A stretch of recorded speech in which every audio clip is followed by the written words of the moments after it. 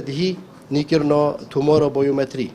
کو گرینگترین قناق دمایی کات کو روزا 13 هفت هات بو دست بکرن و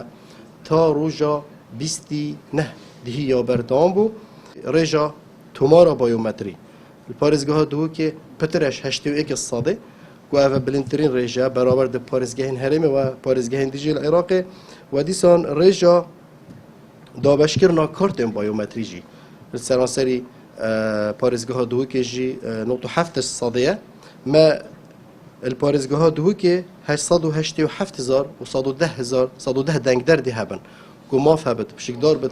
هلبجارتنا دا لی اف دنگ دری خو تومار کری تا دهی 20 نه دشت بشکدار بت هلبجارتنا دا چونکه الدیفرین ماین کمیسیونه اف کسان تنها کارت بایومتری اواب بینه ام بجنی دوم درش درست کری دشت بشکدار بت هلبجارتنا دا بر واجی اف دنگ درن خو تومار نکری نشین بشکدار بن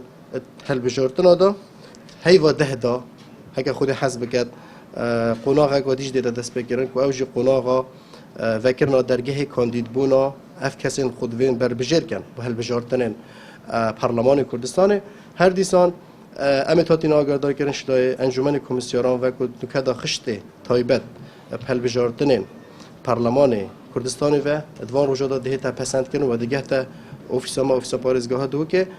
بریار دیسان هیواده دا فرمانبرین سرویسگاه جی کار بکن لینک که تایبت بوان بیت وکرم